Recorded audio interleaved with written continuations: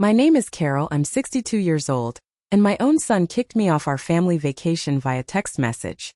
Before I tell you how I sold the house he was living in right out from under him, let me know where you're watching from in the comments. The sharp ring of the doorbell sliced through the quiet of my apartment. I knew who it was. I'd been expecting him. When I opened the door, my son Mark stood on the welcome mat, his face pale and his eyes wide with a mix of rage and disbelief that I hadn't seen since he was a teenager. "How could you?" he choked out, his voice trembling. "How could you just sell our house?" I looked at my only child, the boy I had raised by myself, and felt a stillness I hadn't known in 30 years. "It wasn't your house to lose, Mark," I said, my voice as calm and even as a frozen lake. "It was always mine." But to understand how we got to that moment, you need to know what happened 2 weeks ago. 2 weeks ago, I wasn't a woman filled with ice and resolve. I was just a mother, excited for a vacation. I was standing at the port of Miami, the Florida sun warm on my face, a gentle sea breeze teasing the brim of my new straw hat. The air smelled of salt and sunscreen, a combination that, until that day, I'd always associated with happiness. At 62, after 35 years of teaching history to middle schoolers, I was about to go on my very first cruise. It was a big deal. I'd used a portion of my retirement savings, my teacher's pension, to book this trip to the Caribbean, a gift to Mark and his wife Jessica, for their 10th wedding anniversary. A gift for the whole family. I'd bought 3 new sundresses specifically for the formal dinners on the ship. They were hanging in my suitcase, next to the little watercolor set I'd packed, hoping to finally have time to pick up an old hobby. I felt a flutter of pure, simple joy. But they were late. The final boarding call echoed over the loudspeakers, and a knot of anxiety began to tighten in my stomach. I pulled out my phone to call Mark, but then I saw it. A new message. My heart gave a painful lurch. The text read, "Mom, change of plans. You're not coming on the cruise with us. This is for family only." I read it once, then twice. The words blurred on the screen. It felt like the ground had dropped out from under me. "This is for family only." 3 words. That's all it took to erase me. As if I, the woman who gave him life, who stayed up with him through fevers and held him after his first heartbreak, was suddenly not family. My breath caught in my throat. I looked up from my phone, my eyes scanning the massive white ship docked in front of me. And then I saw them. High up on the top deck, leaning against the railing. Mark, Jessica, and my 2 beautiful grandchildren, Leo and Maya. Jessica, in a flowing sundress, was laughing, flipping her blonde hair over her shoulder as she pointed out at the city skyline. My grandson Leo was waving a small flag. And Mark was looking down at his phone.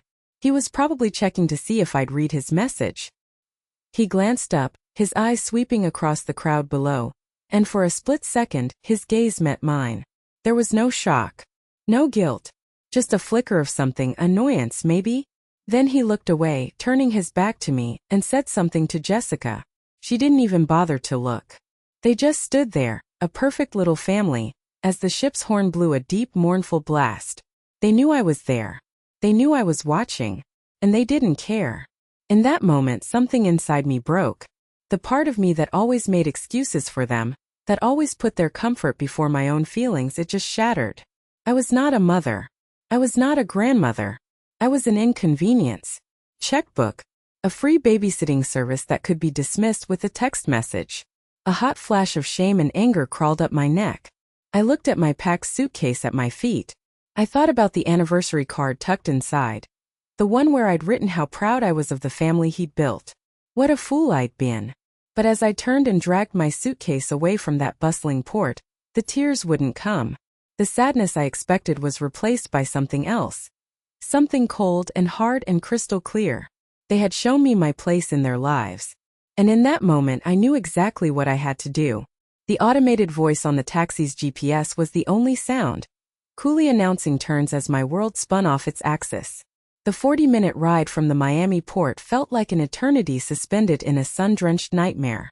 Each passing palm tree, each glint of sunlight off a car window, felt like a personal insult. How could the world look so bright when mine had just gone so dark? My mind kept replaying the scene at the port. The image of my son turning his back on me burned into my memory. It was a loop of casual cruelty, each repetition twisting the knife a little deeper. I thought about the sacrifices, the ones they never saw or perhaps the ones they chose to ignore. The vacations I never took so they could have nicer summer camps. The new car I'd put off buying for years so I could help with the down payment on their SUV.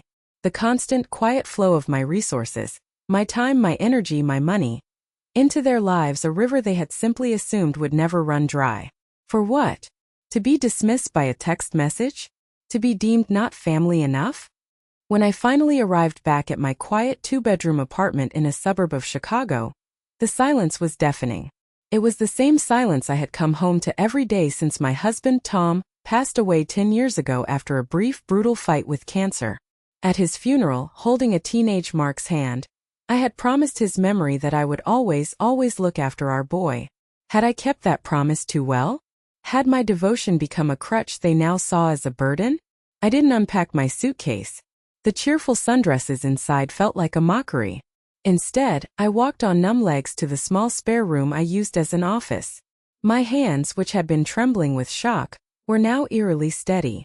There's a strange clarity that comes with profound betrayal. It strips away all the soft illusions and leaves you with nothing but the cold, hard framework of the truth.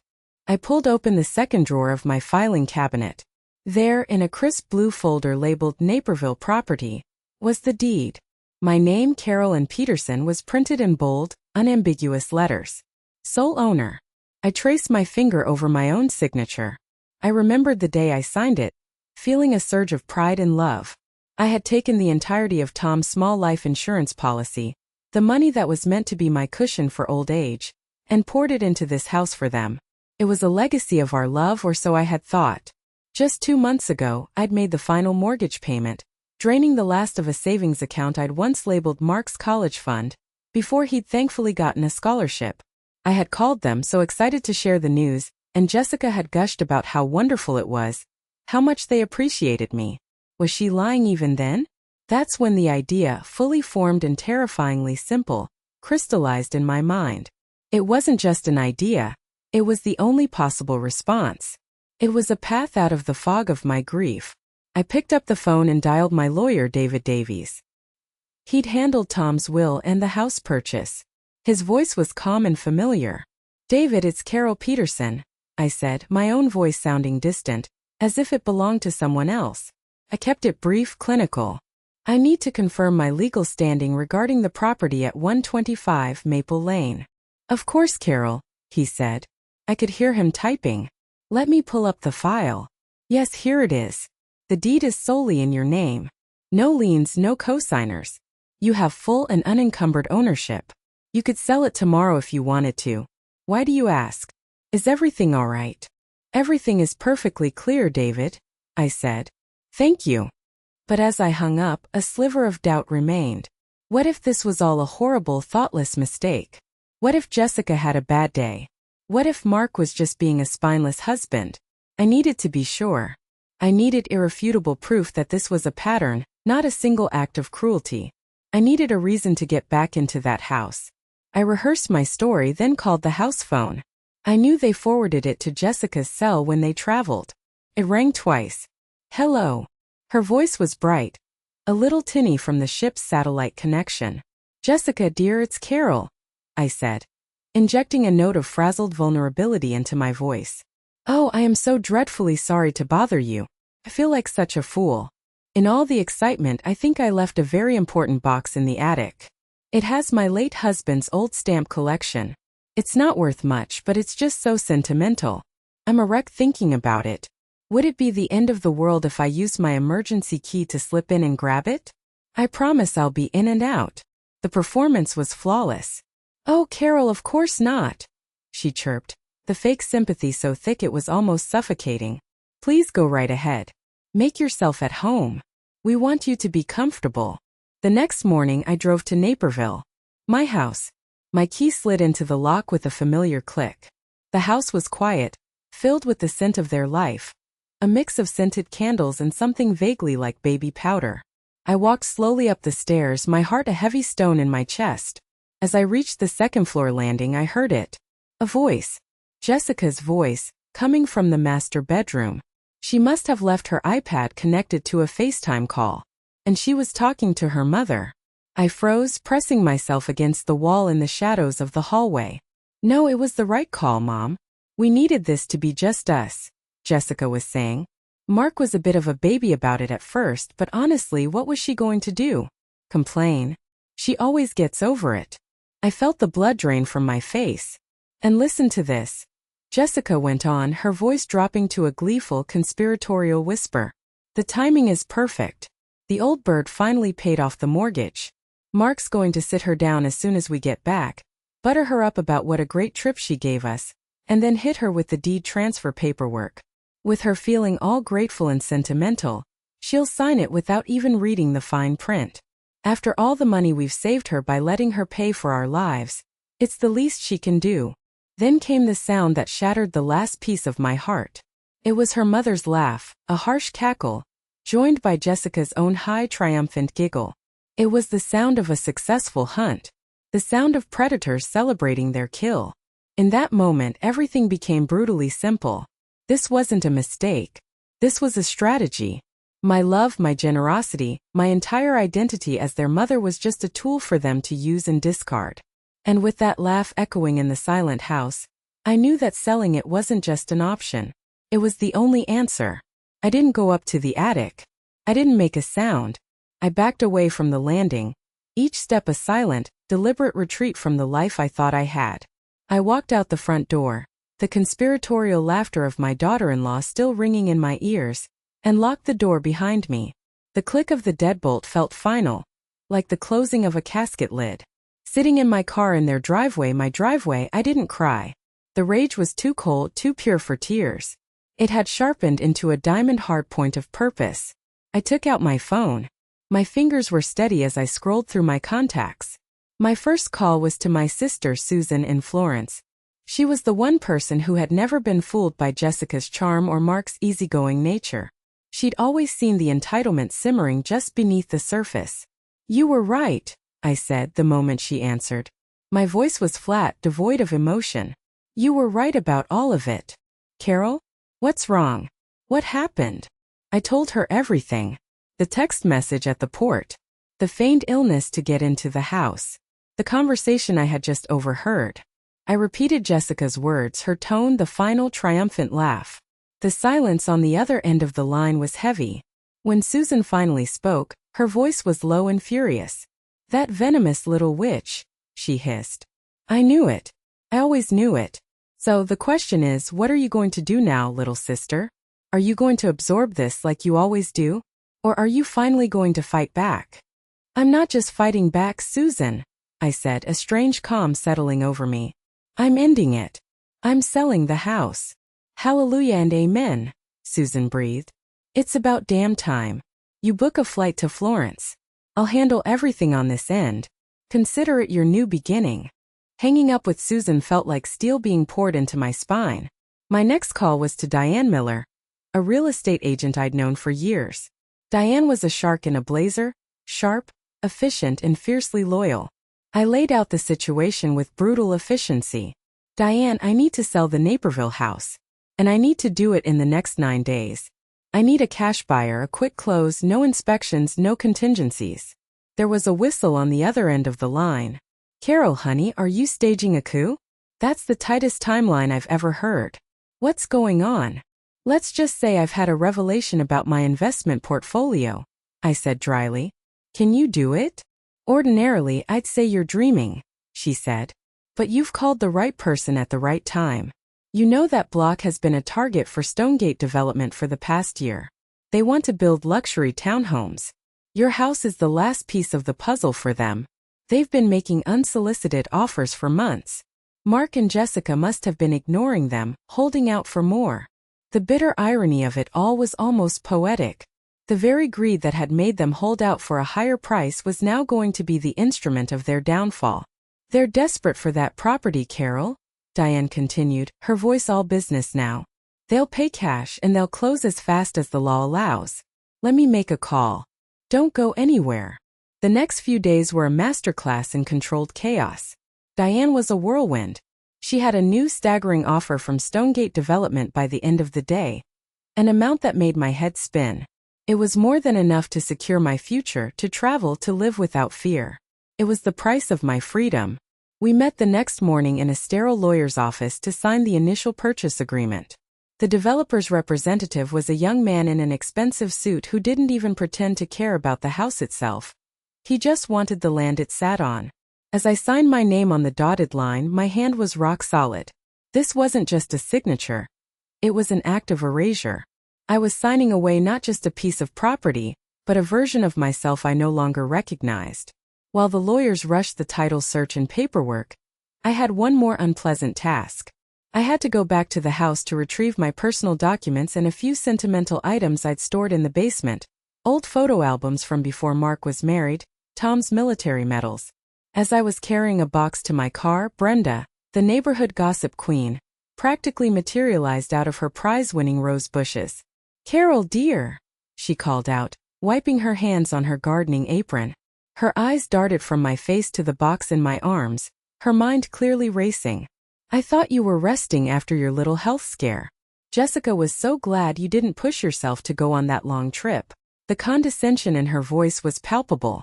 She was enjoying this, enjoying the narrative of the poor, frail mother being looked after by her thoughtful, successful children. I set the box down and gave her a smile that felt sharp enough to cut glass. "Oh, the health scare turned out to be a blessing in disguise, Brenda," I said, my voice sweet as poison.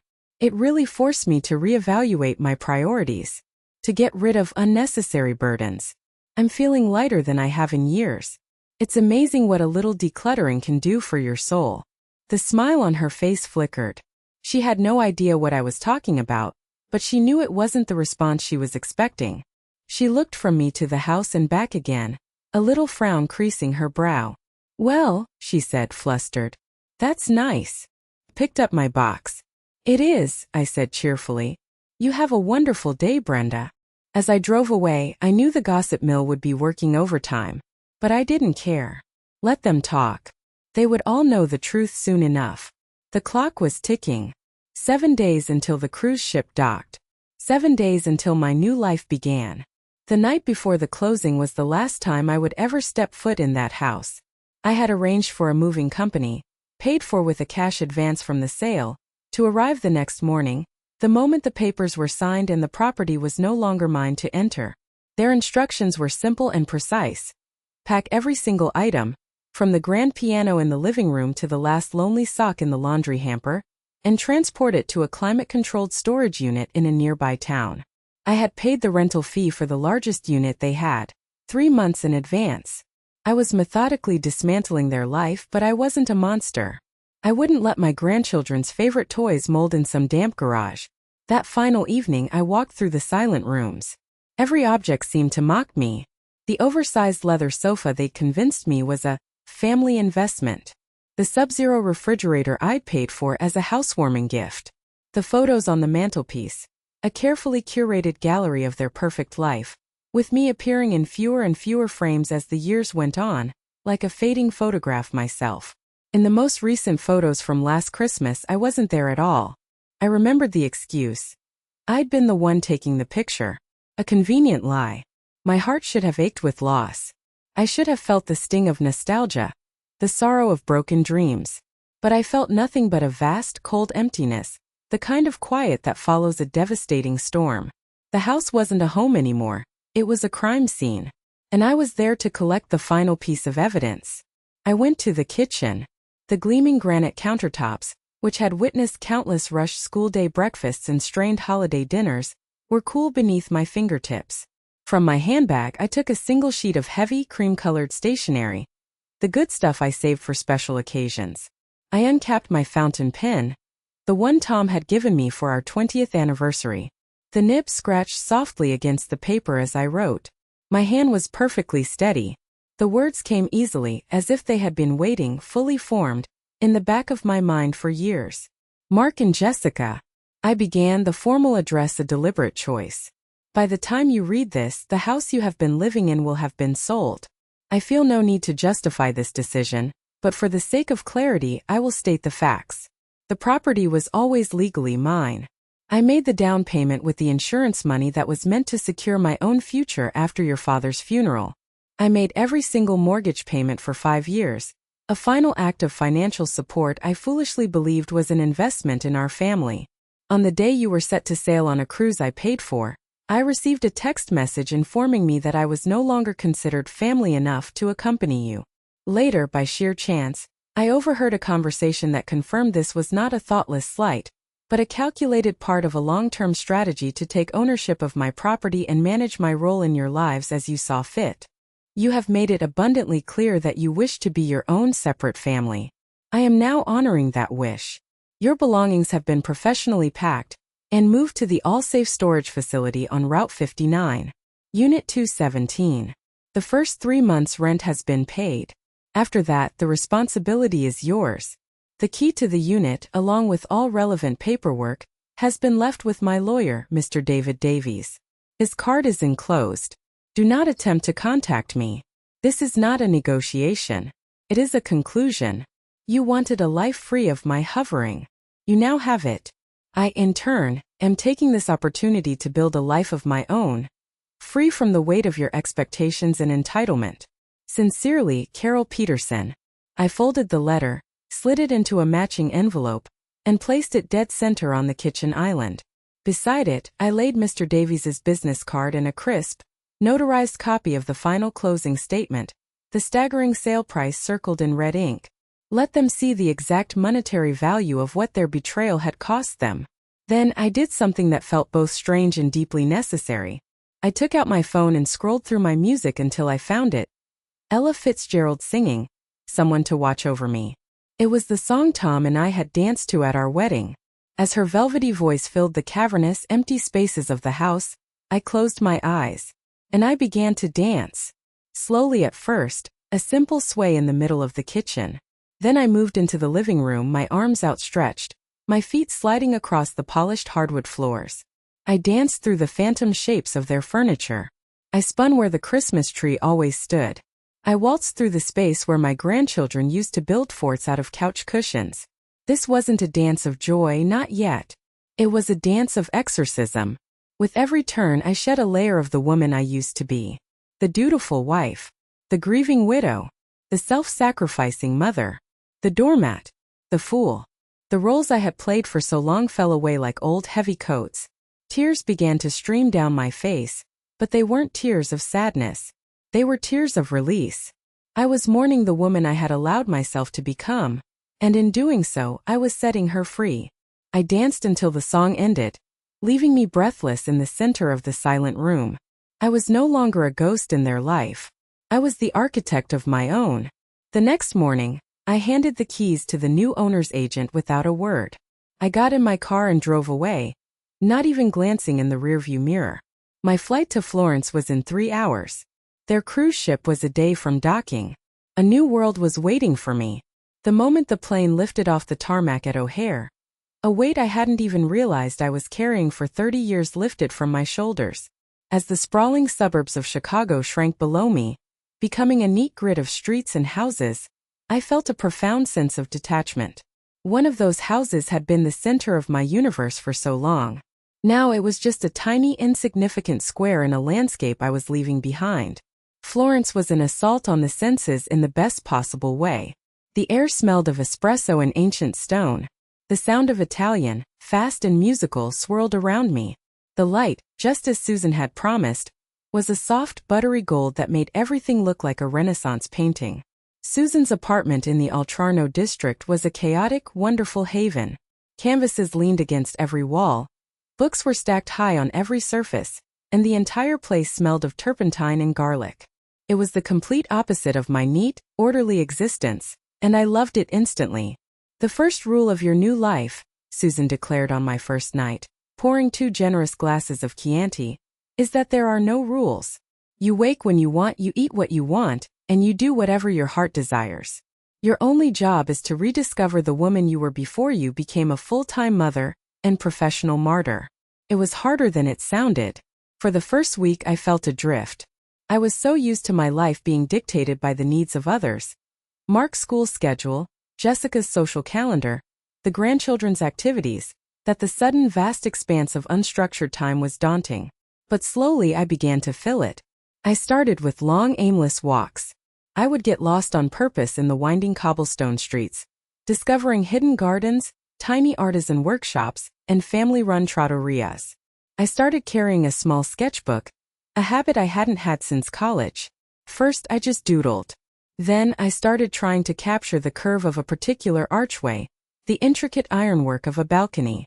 Susan, seeing my tentative efforts, signed me up for a beginner's watercolor class at a local art studio. "No excuses," she said, pushing the registration form into my hand. "It's time to get your hands dirty." The studio was a large, light-filled room overlooking a quiet courtyard. My classmates were a mix of ages and nationalities, all of us united by a shared desire to create. The instructor, a kind elderly man named Signore Vettori, taught me how to see the world not in lines, but in shapes of light and shadow. The first time I mixed a perfect, luminous shade of Tuscan ochre, I felt a thrill of pure creation that I hadn't felt in decades. Painting became my therapy, my meditation. It was a language my soul remembered how to speak, even after years of silence. I maintained my 1-hour-a-day phone rule. The angry, panicked voicemails from Mark had slowed to a trickle, replaced by sullen one-line texts. "Mom, we need to talk." I ignored them. I knew any conversation we had now would be pointless, fueled by his shock and my raw, protective anger. Healing, if it was ever going to happen, needed time and distance. My video calls with Leo and Maya were my lifeline to the part of my old life that I still cherished. They showed me their new smaller mint on the calls. It was clear they were in a less affluent neighborhood. I saw the strain in the background, the unpacked boxes, the sense of displacement. It caused a pang in my heart, a flicker of the old maternal guilt. Was I punishing them for the sins of their parents? The potential battle over custody was a fear that sometimes kept me up at night. Could they use the children against me? But then I would look at their sweet faces, listen to them chatter about school and friends, and I would push the guilt away. I was doing this for them too. I was showing them what it meant for a woman to have boundaries, to respect herself. It was a lesson they would never learn from their mother. About a month into my stay, the formal email from Mark's lawyer arrived. It was aggressive and full of legal threats about contesting the sale based on verbal promises and emotional manipulation. He was accusing me of the very things they had done. The old Carol would have crumbled.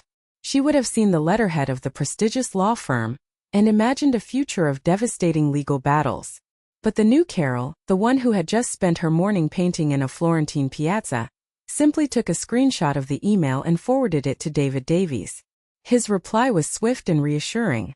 "Carol, this is textbook blustering. They have no case and they know it. He's trying to scare you into a settlement. Do not engage. Let me handle it. In the meantime, please, for my sake, have a glass of Brunello and enjoy that Italian sunshine." I closed my laptop and did just that. I sat on Susan's balcony, sipping wine and watching the swifts dart across the evening sky. Mark thought he could bully me, that he could use the system to force me back into my designated box. He was about to learn that the woman he was dealing with no longer fit in that box. I wasn't just his mother anymore. I was a woman with her own legal counsel, her own resources, and a sister who was teaching her how to fight. That night, as I drifted off to sleep, a thought came to me. Mark was fighting for a house. I was fighting for my life. And I knew with a certainty that settled deep in my bones that I was going to win. But the battle was far from over. I was waiting for their next move, and I had no idea it would come in the form of an email, not from a lawyer, but from the last person I ever expected to hear from directly. The email arrived on a Tuesday. The subject line was simple, just 2 words: an apology. The sender was Jessica. My immediate reaction was a surge of cynical disbelief. What new angle was this? What manipulative trick was she trying now? For a full day, I let the email sit in my inbox unopened, a digital ticking bomb. I was afraid of the words inside, afraid they would be filled with a new kind of poison designed to seep through the armor I had so carefully constructed. Finally, on Wednesday evening, with a glass of wine for courage, I opened it. It was not at all what I expected. The tone wasn't pleading or demanding. It was defeated. It was a long, rambling confession, the kind of raw, unvarnished outpouring that only comes from a place of true desperation. "Carol," it began, "I am writing this without Mark's knowledge. I don't know if you'll even read it, and I wouldn't blame you if you deleted it. But I can't live with the silence anymore. I need to say what should have been said years ago." She described the aftermath of their return from the cruise in painful detail. The shock of finding the letter, the frantic call to my lawyer who calmly informed them the sale was final and irreversible. She wrote about the humiliation of having to tell their friends they had to move, spinning the lie about Mark's bad investments, because the truth was too shameful to admit. She talked about Brenda, the neighbor, and how her cloying sympathy felt like rubbing salt in a wound.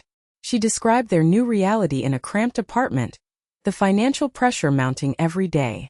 She had been forced to go back to work, taking a low-level administrative job because her teaching license had expired. Her salary was a fraction of what they needed to maintain even a semblance of their old life. Mark, under the stress, had been passed over for a promotion at his firm, a blow to both his ego and their bank account. Everything fell apart, she wrote. Our life, our marriage, it was all a house of cards built on your foundation. When you pulled that foundation away, it all came crashing down. We started fighting, ugly, vicious fights about money and blame. It got so bad that the word divorce became a regular part of our vocabulary. We were staring into the abyss, and we finally realized that we had been the ones who led ourselves there. This was the part that made me sit up straighter. This wasn't just about losing a house. It was about the complete implosion of their lives. She then told me about the marriage counseling. Their therapist, a no-nonsense woman, had dismantled their entire self-perception. She called us out on everything, Jessica admitted. She said we had a codependent, transactional relationship with you. She said we had infantilized you, keeping you in the role of the perpetual giver so we never had to grow up and take full responsibility for our own lives. She pointed out how we used modern therapy speak like setting boundaries not to protect our family, but as a weapon to exclude you whenever it was convenient, while keeping our hands outstretched for your help. Every sentence was a validation of a hurt I had carried silently for years. She was articulating the very dynamics that had made me feel so crazy and invisible. The hardest thing to admit, she continued, is that it wasn't just thoughtless. It was conscious. I knew on some level what I was doing. I was jealous of your bond with Mark. I was insecure. I wanted to be the sole matriarch of my own family, but I wanted to do it with your money and your support. I wanted all the benefits with none of the obligations. It was a monstrous way to behave, and I am so sorry. I don't expect you to forgive me. I don't know if I can ever forgive myself. I am not asking for anything. I just needed you to know that I see it now. I see the full scope of the damage we have caused. Your action, as drastic as it was, wasn't an act of revenge. It was an act of survival. You had to save yourself from us. The email ended there. No requests. No pleas. Just a raw, brutal, and honest confession. I read it again and then a third time. My cynicism began to melt away, replaced by a complex swirl of emotions. There was a grim satisfaction in being proven right, but there was also a profound sadness for the wreckage they had made of their lives and of ours. I showed the email to Susan. She read it slowly, her brow furrowed in concentration. Well, she said, handing my phone back. It seems the princess finally got a taste of life outside the castle walls. She paused, swirling the wine in her glass. It sounds sincere, Carol. Genuinely. But remember, sincerity born from desperation is still sincerity born from selfishness. She's sorry because her life fell apart. The real question is, would she be sorry if you had just quietly accepted your fate? Her words were a necessary splash of cold water. Was this true remorse, or just regret over the consequences? I didn't know the answer. And I knew an email wasn't enough to find out. A month went by. Autumn in Florence was breathtaking.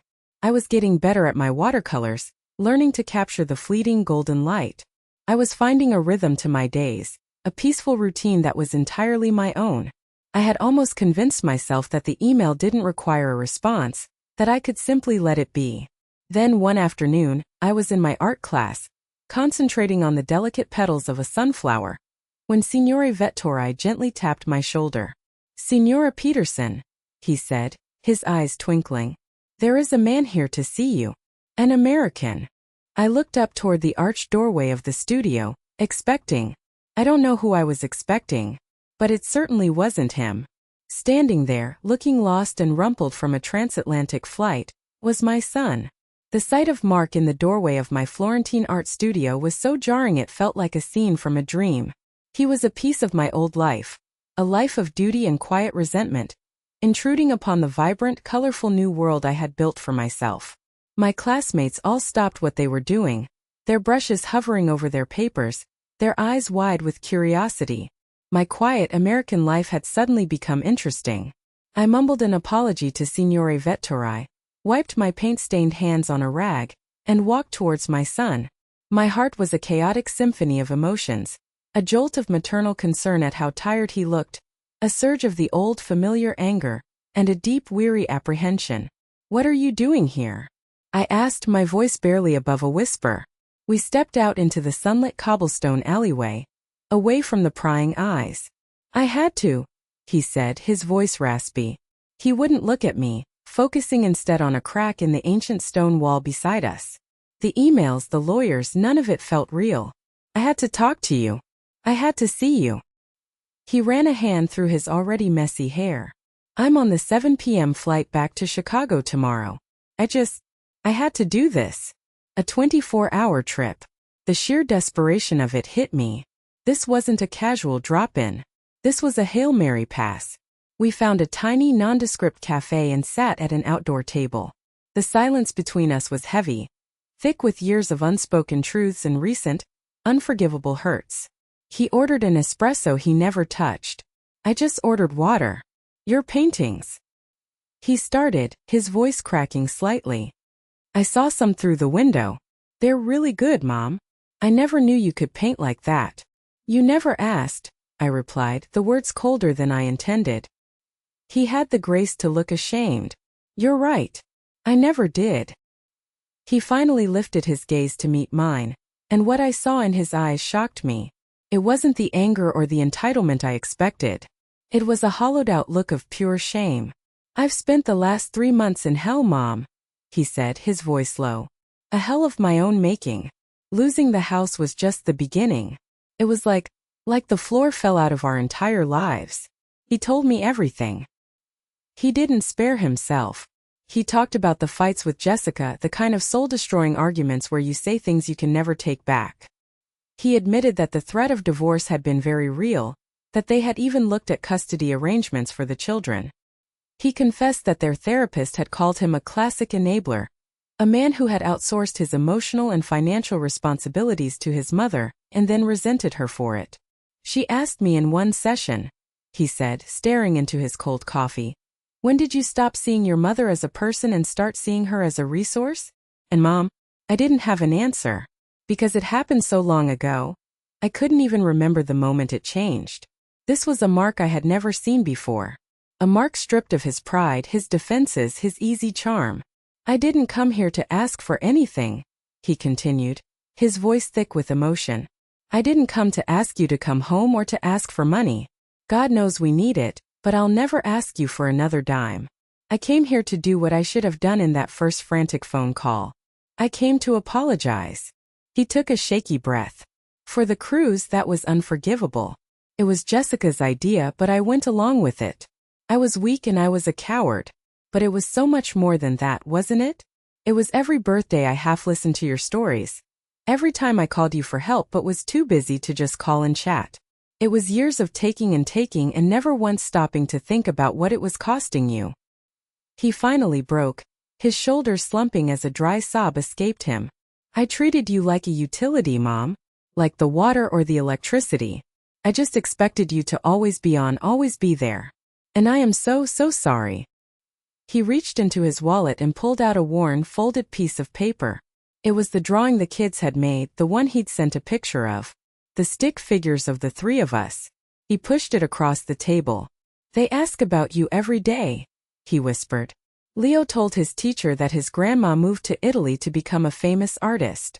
I picked up the drawing, my fingers tracing the crayon lines. This was the heart of it all, wasn't it? The innocent children caught in the crossfire of their parents' greed, and their grandmother's rebellion.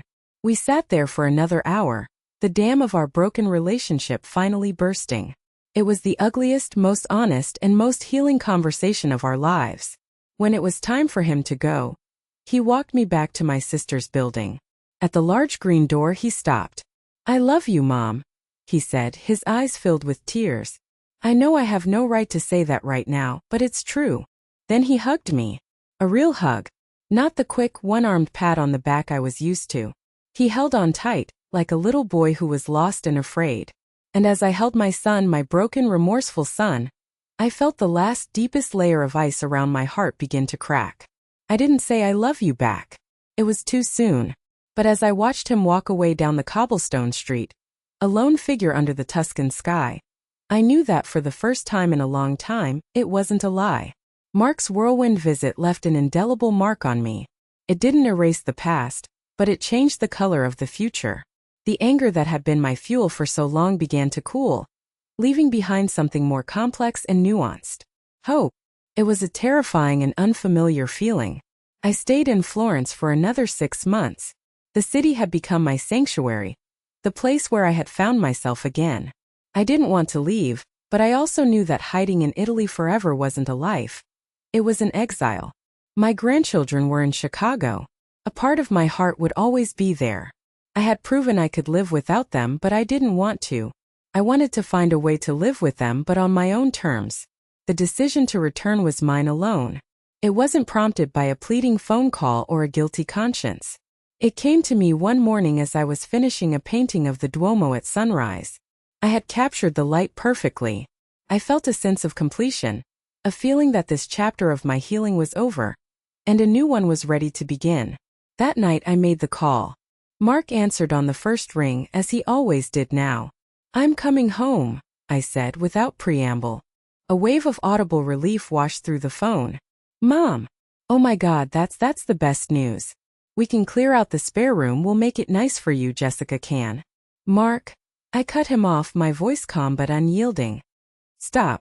I'm glad you're happy, but if I'm coming back, we need to be crystal clear about how this is going to work. There are new rules." The silence on his end was different this time. It wasn't sullen. It was attentive. He was listening. "First," I began, ticking off the points in my mind, "I am not moving in with you. My independence is not negotiable. I've already been looking online, and I've found a small one-bedroom apartment for rent in Oak Park. It's close enough to see the kids, but it is my space. I will not be your emergency fallback plan living down the hall." There was no argument. Just a quiet, "Okay, Mom. I understand that." Second, my relationship with Leo and Maya is my priority. I will be the most devoted and loving grandmother you can imagine. We will have our adventures. But I am not your default childcare solution. I am not your full-time nanny. My calendar is my own. When you need a babysitter, you will hire one, unless I have offered my time freely. My time is a gift, not an expectation. We would never. He started, the old defensiveness flaring for a split second. "You always did, Mark," I said, the truth of it hanging between us. "You just never had to ask. That part of our lives is over." I heard him exhale slowly. "You're right," he admitted, his voice small. "We did. I'm sorry. That's a fair rule." "And third," I said, this being the most important point of all, "my life is my own now. I have my art. I have found a community. I will be taking classes, joining clubs, traveling. I will be building a life that has nothing to do with being a mother or a grandmother. I want you all to be a part of that life, a cherished part of it. But you will not be the center of it. The center of my life from now on is me." I held my breath. This was the ultimate test. Would he see this as another rejection, or would he understand it as the necessary boundary for my own survival? His response came, and it was the one I had dared to hope for. "Mom," he said, and I could hear a genuine respect in his voice that had been absent for years. "That all makes perfect sense. We've talked about this so much in therapy about boundaries. We were so focused on setting ours that we never stopped to think that you were allowed to have them too. We get it. Whatever you need to do, we support it." When I hung up the phone, a slow smile spread across my face. This was it. This was the new foundation. I wasn't returning to the rubble of our old family dynamic. I was returning to a cleared building site, ready to construct something new, something better, on a bedrock of mutual respect. The weeks leading up to my departure were a flurry of packing, shipping my paintings back to the States, and sang long emotional goodbyes to the friends I'd made. Leaving Florence was bittersweet. The city had been my cocoon, and I was emerging as someone new.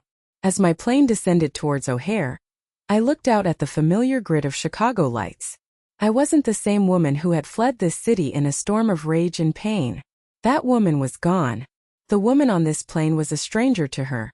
A woman who had been to Europe, who had learned to paint, who had faced down her own son and won not a battle of wills, but a victory for her own soul. I was coming home, but I was finally truly coming home to myself. The reunion at the airport was a fragile, carefully choreographed dance.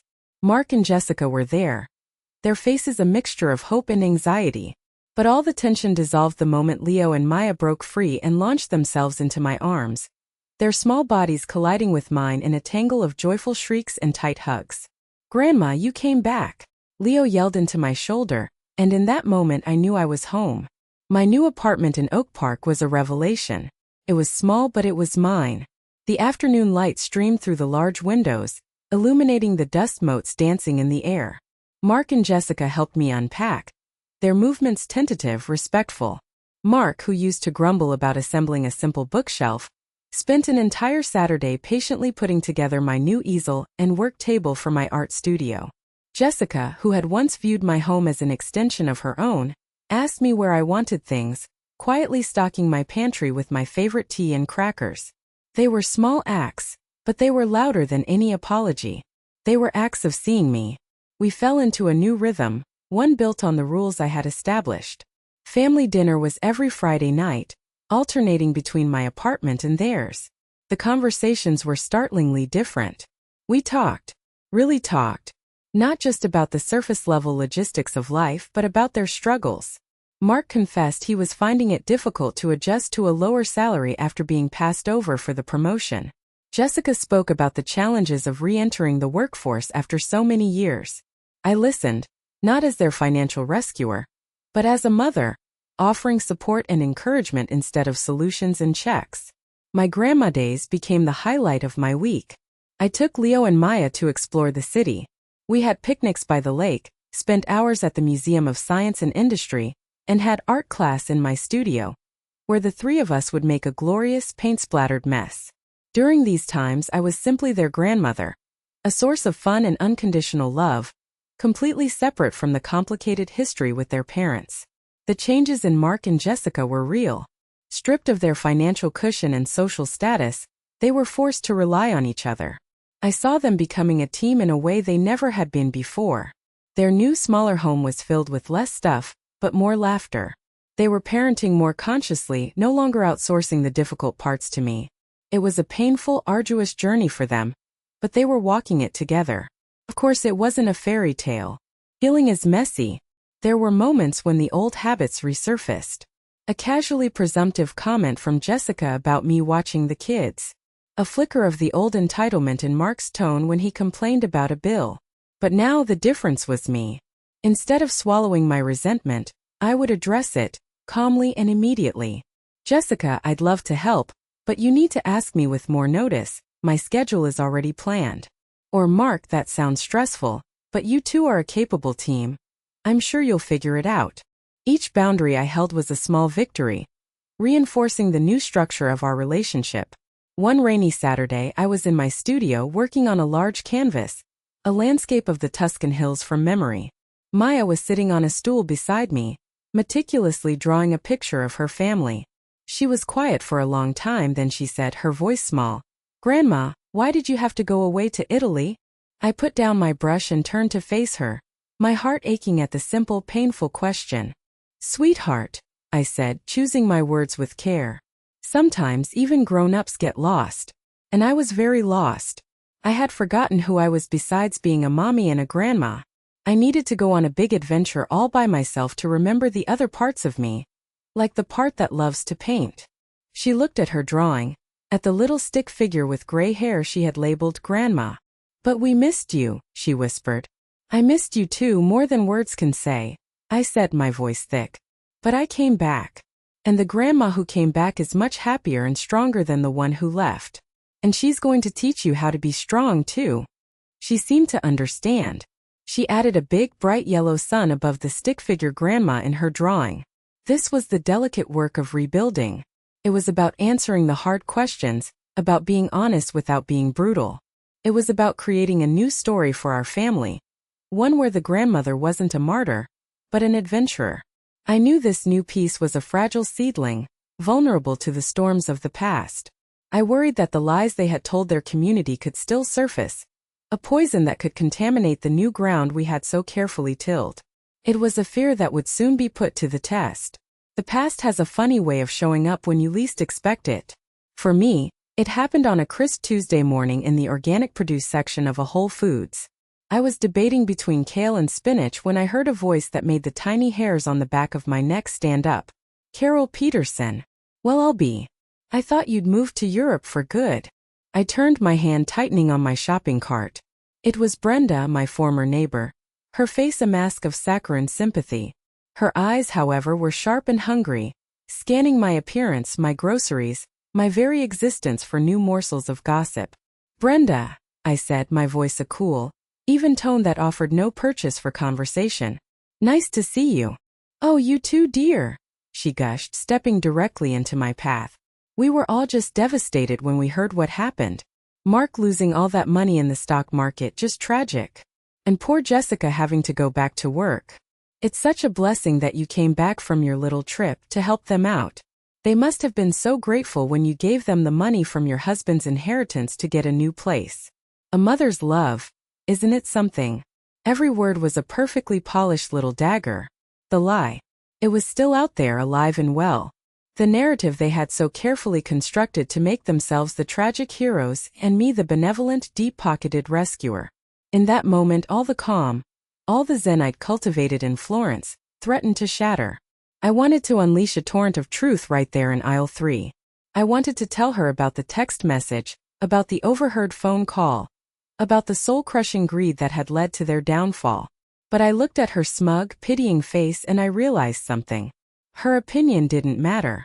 The only thing that mattered was the truth within my own family. It's a much more complicated story than that, Brenda, I said, maneuvering my cart around her. And honestly, it's a private one. You have a lovely day. I walked away, my heart pounding, not with anger at her, but with a sudden piercing uncertainty. Had anything really changed?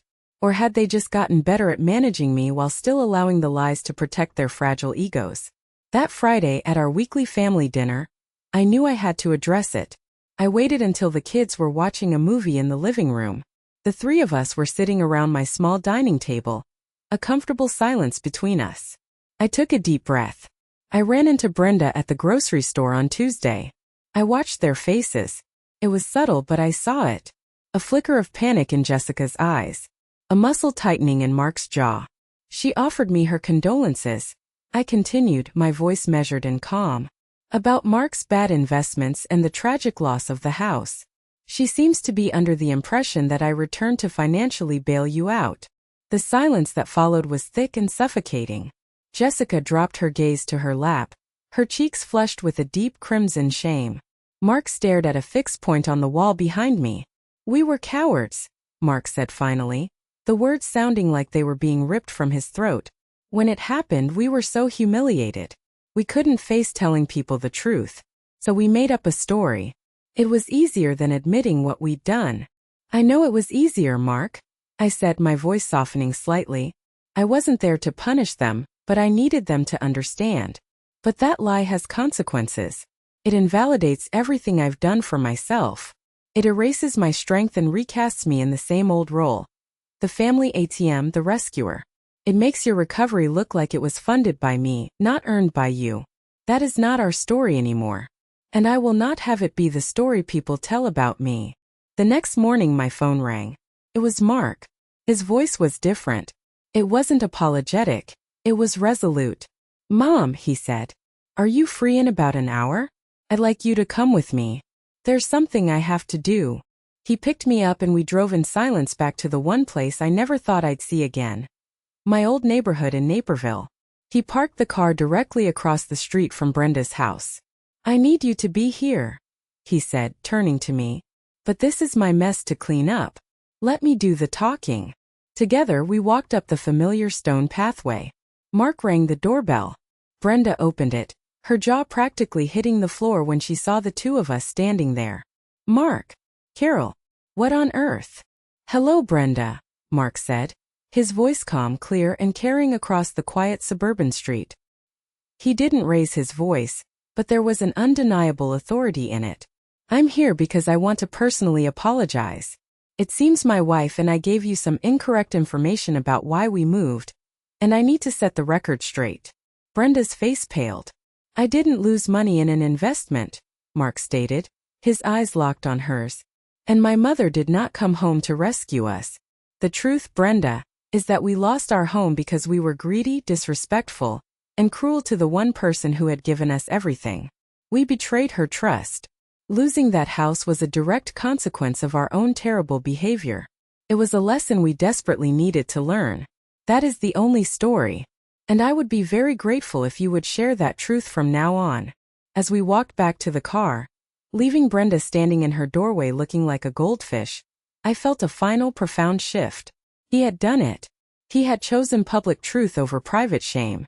He had defended my honor, and in doing so he had truly finally reclaimed his own. The confrontation on Brenda's doorstep was more than just setting a rumor straight. It was a public declaration of our new family charter. It was Mark on his own terms choosing truth over image. In the weeks and months that followed, I felt the last vestiges of our old toxic dynamic wither and die. The fear that I was just waiting for them to revert to their old ways began to fade, replaced by a growing steady confidence in the people they were becoming. Life settled into a beautiful, fulfilling routine. My art studio became my sanctuary and my laboratory. I was experimenting with new techniques, finding my own style. I joined a local artist co-op, and for the first time, I put my work on display in a small gallery show. Seeing my paintings hanging on a wall, with my name on a little white card beside them, was a thrill unlike any other.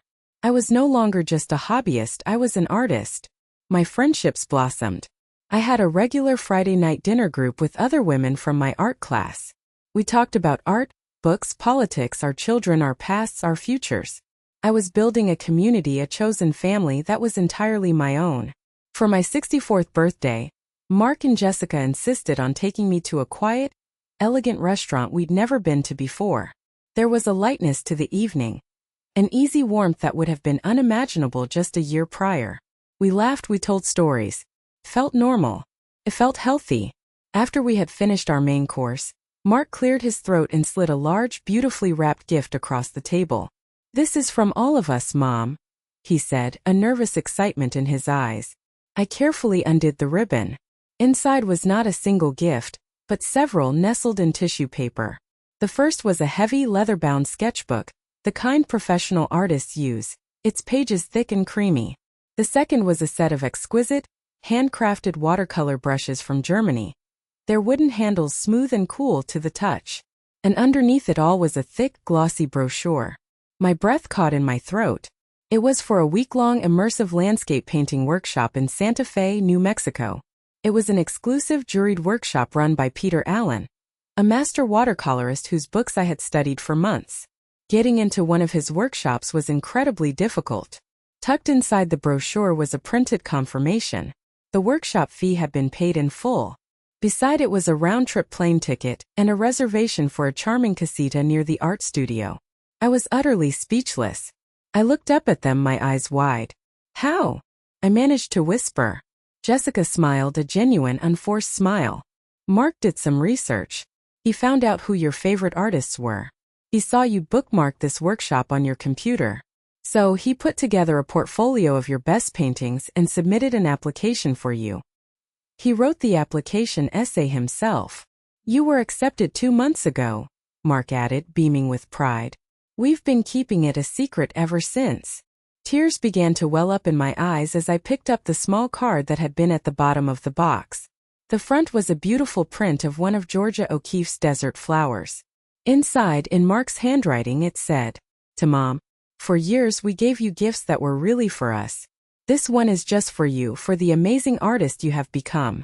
We want you to continue your journey, to fly as high as you can. We are no longer the weight holding you down. We hope to be the wind beneath your wings." We don't just love you, Mom. We admire you. We respect you. Thank you for never giving up on us, but more importantly, thank you for not giving up on yourself. You taught us the most valuable lesson of all. I closed my eyes, a single tear tracing a path through the faint wrinkles at the corner of my eye. This gift wasn't about the money, which I knew must have been a significant stretch for them now. It was about the thought, the effort, the profound understanding it represented. They hadn't just bought me something. They had invested in my dream. They had seen my passion not as a quaint little hobby, but as an essential part of who I was. They weren't trying to buy my forgiveness. They were celebrating my freedom. The freedom they had, in their own twisted way, accidentally given me. Thank you, I said, my voice thick with emotion. This is the most beautiful gift I have ever received. I looked across the table at my son and his wife. I didn't see the selfish, entitled children who had abandoned me at a cruise port. I saw two flawed, struggling adults who had been to the brink and were fighting their way back, who had learned a hard lesson in humility and respect. And I felt a surge of love for them so powerful it almost took my breath away. It was a new kind of love, not blind or unconditional but clear-eyed and earned. And it was infinitely more precious. It's been 2 years since that birthday, 2 years since I flew to the high desert of New Mexico and painted under the vast turquoise sky. That trip was more than a vacation. It was a pilgrimage. It solidified my identity not just as a survivor, but as an artist. My little apartment is now a gallery of my life's second act. The walls covered in canvases that map my journey from the golden light of Florence to the stark beauty of the American Southwest. I am not the woman I was. The woman who measured her worth by the gratitude of others is gone. In her place is a woman who finds her worth in the stroke of a brush, in the laughter of her friends, in the quiet solitude of her own company.